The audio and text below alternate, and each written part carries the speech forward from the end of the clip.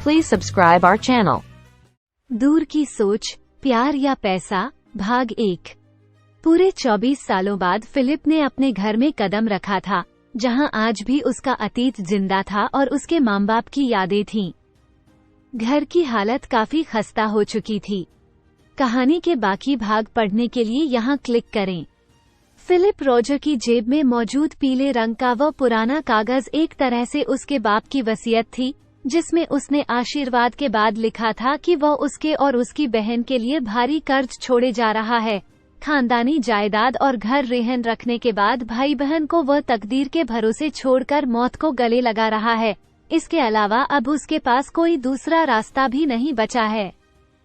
उस वसीयत के साथ फिलिप को 14 साल की एक लड़की और 24 साल के एक नौजवान की याद आ गई, जो बाप के आत्महत्या कर लेने के बाद बेसहारा हो गए थे। उस दिन पूरे 24 साल बाद फिलिप ने डॉल्टन का दरवाजा खटखटाने के लिए दरवाजे पर हाथ रखा तो मन में दहक रही बदले की आग के साथ गर्व का एहसास हुआ, क्योंकि अब उसके पास वह ताकत थी जिससे वह अपना अतीत खरीद सकता था। डॉल्टन ने दरवाजा खोला। उसके सिर के बाल सफेद हो गए थे, चेहरे पर परेशानी और गरीबी साफ झलक रही थी। फिलिप ने तो उसे पहचान लिया, लेकिन वह उसे नहीं पहचान सका, क्योंकि फिलिप अब 24 साल का दुबला पतला नौजवान नहीं, 48 साल का कीमती सूट में लिपटा शानदार व्यक्तित्व का मालिक था। फिलिप ने हाथ मिलाते हुए गंभीर लहजे में कहा, मी डॉल्टन, मैं फिलिप रॉजर। क्या अंदर आ सकता हूँ? डॉल्टन घबरा सा गया। हकला कर बोला, ओह मी रॉजर, मुझे यकीन ही नहीं हो रहा है कि यह आप हैं। आइए, यह आपका ही तो घर है। है नहीं मी, डॉल्टन, था। सचमुच 24 साल पहले यह मेरा ही घर था, लेकिन अब नहीं है। मी फिलिप प्लीज, ऐसा मत कहिए। आज भी यह आपका ही घर है, आप अंदर तो आइए। डॉल्टन ने बेचैन होकर कहा। पूरे 24 सालों बाद फिलिप ने अपने घर में कदम रखा था, जहां आज भी उसका अतीत जिंदा था और उसके माँ बाप की यादें थीं। घर की हालत काफी खस्ता हो चुकी थी। वहां रखा फर्नीचर भी काफी पुराना था। हर तरफ गरीबी झलक रही थी। ये सब देखकर फिलिप को खुशी हुई। कीमती पेंटिंग्स, फानूस, बड़ी बड़ी लाइटें सब गायब थीं। फिलिप ने एक पुरानी कुर्सी पर बैठते हुए कहा, मैं यहाँ अपने मतलब की जरूरी बात करने आया हूँ। हाँ हाँ, जरूर कहिएगा। पहले मैं आपको अपने घर वालों से तो मिलवा दूं। मैं यहाँ किसी से मिलने नहीं, सिर्फ काम की बात करने आया हूँ। कहकर फिलिप ने साथ लाया बड़ा सा सूटकेस खोला और फर्श पर बिछे कालीन पर पलट दिया। नोटों का ढेर सा लग गया। उस ढेर की ओर इशारा करते हुए उसने कहा, आपने विज्ञापन दिया है कि आप ये घर बेच रहे हैं, इसलिए मैं यहाँ आया हूँ। शायद मुझसे ज्यादा इस घर की कीमत कोई दूसरा नहीं दे सकता। जितनी रकम चाहो इसमें से निकाल लो। डॉल्टन की आंखें हैरत से चौड़ी हो गईं। बातचीत सुनकर डॉल्टन की पत्नी भी उस कमरे में आ गई थी। नोटों के उस ढेर को देखकर वो भी हैरान रह गई। फिलिप ने डॉल्टन को घूरते हुए कहा, 24 साल पहले आपने बड़ी होशियारी से मेरे बाप को मार दिया था। ये सरासर गलत है मिस्टर रॉजर, डॉल्टन ने जल्दी से कहा। दिवालिया हो जाने के बाद आपके पिता ने आत्महत्या की थी। आपने उन्हें आत्महत्या के लिए मजबूर किया था। उसके बाद मुझे और मेरी बहन को धक्के खाने और भूखे मरने के लिए घर से निकाल दिया था। लेकिन संयोग देखो, पांसा पलट गया। बताइए, इस घर के लिए आपको कितनी रकम चाहिए? मैं इसे $5 लाख में बेचना चाहता हूँ, डॉल्टन ने धीरे से कहा।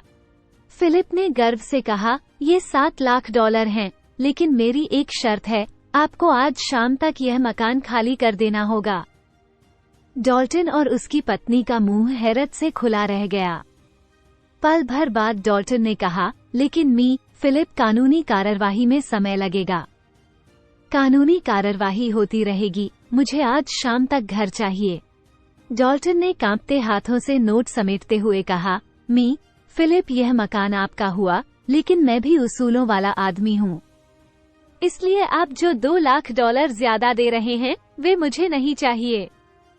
फिलिप के गुरूर को धक्का लगा, क्योंकि $2 लाख डॉल्टन ने लौटा दिए थे।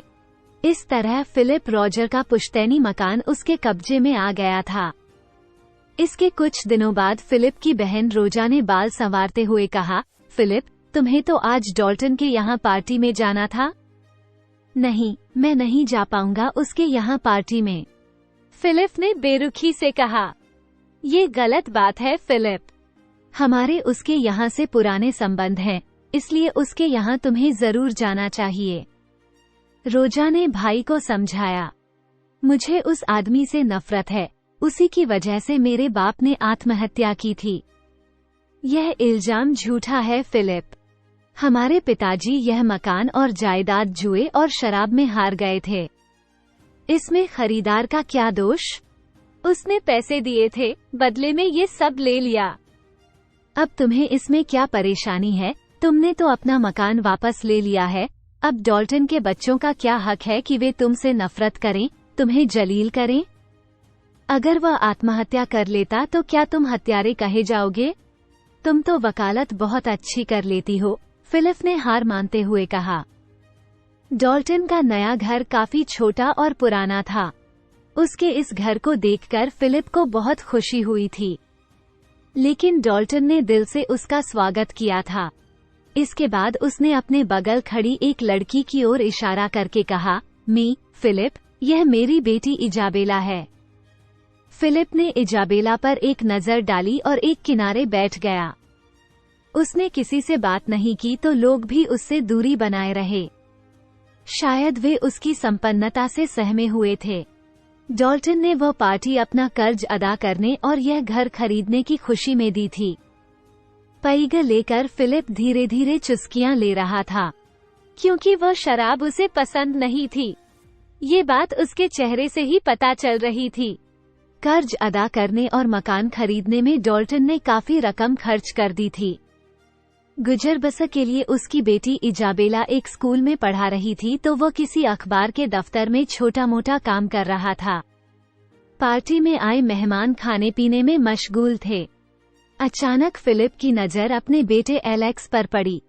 कीमती सूट में लिपटा शानदार पर्सनैलिटी वाला एलेक्स सबसे अलग नजर आ रहा था। वो हंस हंस कर बातें कर रहा था। इजाबेला भी उससे उसी तरह बातें कर रही थी।